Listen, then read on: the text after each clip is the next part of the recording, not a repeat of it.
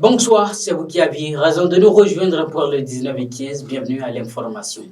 Le gouvernement vient d'approuver en Conseil des ministres la réalisation d'urgence de la première phase des travaux d'alimentation d'énergie électrique de la route des pêches.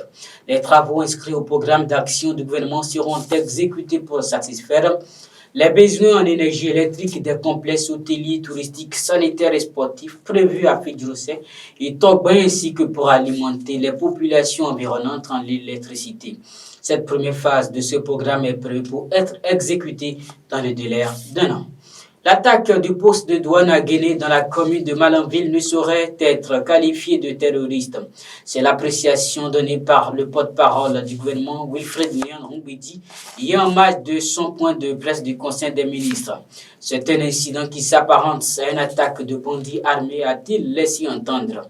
Le secrétaire général adjoint du gouvernement a également évoqué le plan de riposte au Bénin et les partenaires avec qui travaille le gouvernement pour garantir la sécurité et l'intégrité du territoire. On rappelle cette attaque qui a fait 2 morts à lieu au petit matin de ce mercredi.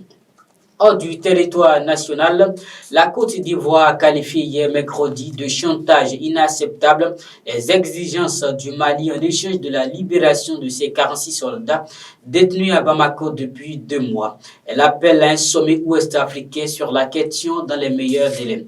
L'agent au pouvoir Bamako avait conditionné vendredi dernier la libération des soldats à l'extradition de personnalités maliennes vivant à Abidjan. Cette réaction de la Côte d'Ivoire est la première officielle depuis les déclarations de l'agence malienne. Du sport en Europe pour finir. Manchester City prend seul la tête du groupe G avec 6 points au terme des 2 premières journées des phases de groupe de la Ligue des Champions.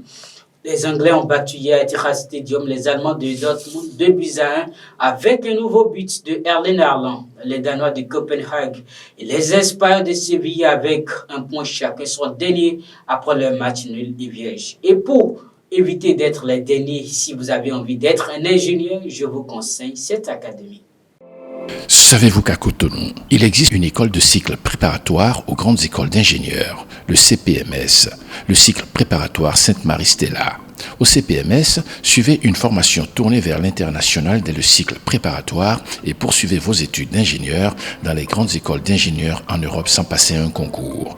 Biomédical et santé, robotique, électronique embarquée, intelligence artificielle, big data, cybersécurité, tels sont quelques domaines de professionnalisation en cycle ingénieur que vous propose le CPMS.